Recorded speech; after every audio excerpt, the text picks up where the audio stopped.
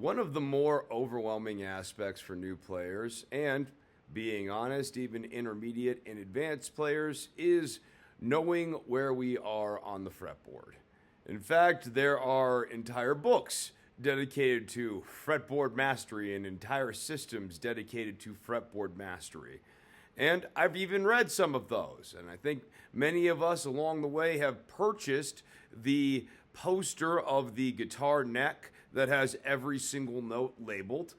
And I'm not saying there's nothing to rote memorization.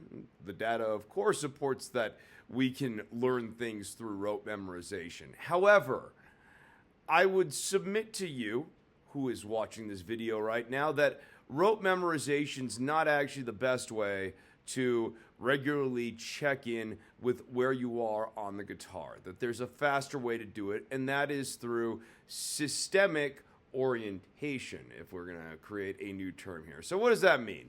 That means try to figure out where you are by using a system rather than trying to recall 7 is B or 7 is whatever on this string. That's going to be kind of tricky. Specifically, I would recommend starting by memorizing frets 3, 5, and 7.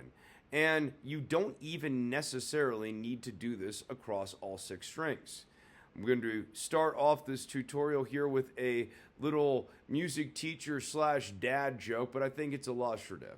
So, several years ago, I had a bass student. The first week this bass student came over to my house, and I taught them all of the notes on the E string. I started off, and I was like, fret 1 is F, fret 3 here is G, fret 5 here is A, fret 7 here is B, 9 is C sharp, but you don't have to worry about that one too much, and then 12 is E, and the whole cycle will repeat again after 12. And the bass student was very diligent. He nodded, he studied, and the next week he came back. I did a little pop quiz. What's 3? And he's like, oh, 3 is G. And I'm like, oh, okay, good. What is 7? He's like, 7 is B. I'm like, all right, homie's got it. Double dots. Oh, that's E again. Excellent. Wonderful. So that week we did the A string, and I did the exact same thing with him on the A string. Third week, I am sitting at our appointment time, waiting around my house, waiting for my student, and they don't show up. I end up giving them a call, and I go, yo, where are you at? I thought we had a lesson today. And he goes, oh, I got a gig. Again, it's a joke. Didn't say I was a comedian. I'm a musician. But I think the point here is illustrative, that if you know the notes on the E and the A string, you are well on your way. So, going back to my joke here, I was kind of peppering in a little bit of music theory along the way here. But let's talk about frets 3, 5, and 7 on E and A, and then extend it out across the board. So, on the E string, 3 is the note G, 5 is the note A, and 7 is the note B. On the A string, so you can think E string, gab. On the A string, think C, D, E, just like in the alphabet. A, B, C, D, E. So this is A. B would be here at 2, and then the dots are C, D, E, just like our beloved alphabet. Now, what about the middle strings and the top strings? I like to think of the guitar in a way, and the bass in a way, I think you can even feel this more so on the bass when you're playing it, as really a 2-stringed instrument done twice. The D and the G string are just a whole note down from the E and the A string. E minus 2 half steps is the note D. G, or A minus 2 half steps brings us back around to the note G. So we can really think of those middle strings as just mirrors 2 frets further down. So in this case, if G is at 3 here, it would be at 5 here on the D string. Similarly, if C is here at 3, it's going to be at 5 on the G string. And all those patterns kind of mirror. This is the nuts and bolts of what I'm talking about in my X plus 2, X plus 3, or X plus 5 videos that I've put together here. The 3 octaves of the guitar, these 2 strings, these 2 strings, and these 2 strings, really are just mirroring patterns of one another with a minor compensation because we tune this fifth string to the note B rather than keeping it all in fourths where it would be C. So E would go into D and then would turn into C, and then you would have an F string, and then all of your open chords would be gone, which is why we don't do that. Now, last and certainly not least, I just want to point this out. This is going to be a bit of no duh, but useful no duh. E is E. So any note that is on this string is the same as on this string. And obviously, if you're at a certain level of progression, you're like, no duh. But I think sometimes people, they'll get flustered by the idea of, the inversion. So here is my D string, right? And I'm just going to bring down this. Boom. D major, D first inversion. All that's happening, that note has traveled down to this lower string here. Neato torpedo. So, now let's talk about repetition on beyond the 12th fret. If we think about frets 3, 5, and 7 here,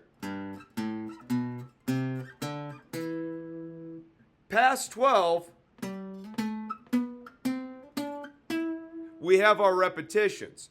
Sometimes, especially if you are learning guitar through tabs, 15, 17, and 19 start to get a little bit overwhelming just because you're thinking about that additional interval. You cannot quickly count up to 15 or 17 the way that you can fairly quickly count. All right, 1, 2, 3, 4, 5. All right, cool. 5's okay, right? It doesn't take that long to visually count 5, and as we're learning off of tab, that's how we do it. But it gets a little overwhelming at 15, 17, and 19. Is this 19? Is this 17? Even counting from 12 up to 19, that's kind of a weird start point and end point, and it would be easy to get tripped up. So use the dots here as your reference point. 3, 3, 5, 5, 7, 7. I don't even, in my brain, necessarily think about this as 15, 17, and 19 anymore. And I actually catch myself having to sort of translate it back to what it really is, because in my brain, I just think of this as high 3, high 5, high 7. These are the same notes, same positional stuff, just now in the high position, rather than thinking about this as a discrete series of new numbers. Just think of this as the high extension. So we got G, A, B, 12, G, A, B, C, D, E, right up here. And then all of these things will extend off of this. Let me end this tutorial here with a couple more things. I want to talk about the major scale on one string, because that's very useful. Let's talk about that. We got Do, which is your open string. Re is going to be at 2. Mi at 4. Fa at 5. So at 7. La at 9. Ti at 11. And then you're back at Do. So open 2, 4, 5, 7, 9, 11, 12. Why is this useful? Not just for getting up and down in a major scale. We can also start to think about our chords through this, right? So I've got E, F sharp, and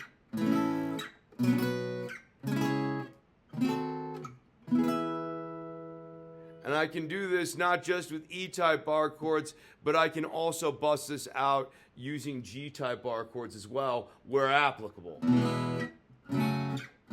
So now if I want to, I can kind of G-type it, and then try to think of, oh yeah, I can do it right here. So that actually allows me to think about voicing these chords in slightly different ways too. If I want that to release in, or if I want to release into that, that's an option as well. For the A string, this gives us our A-type bar chords and our C-type bar chords as well.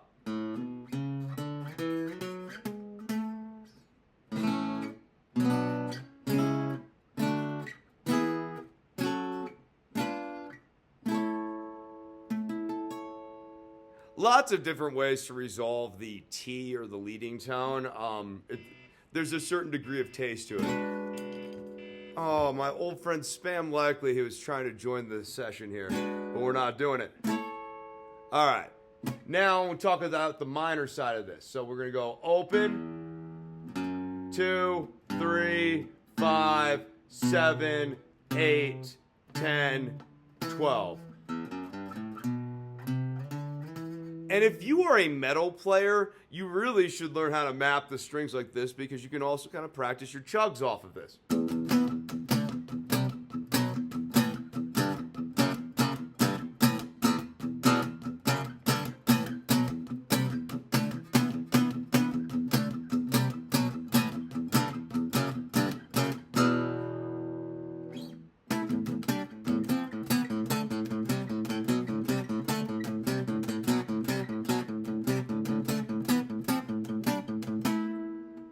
All of your minor scale chords are going to be there. As a metal player, I think this is very useful. And when I was a younger pup and more into things like Metallica and that sort of thing, I found this very, very useful.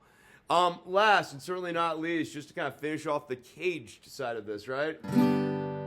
All of my caged chords, or my D-type chords, will extend off of my E-type chord. So if my E-type G is here at 3, my D-type is going to be at 5.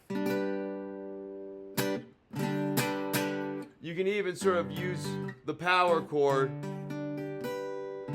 as your transitional point.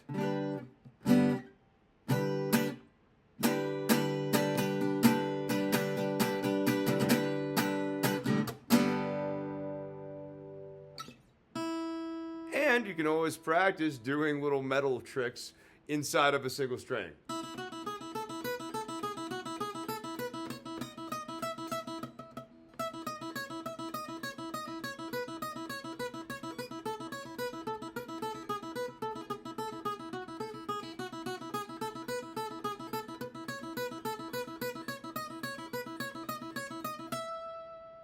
Do it with the minor as well.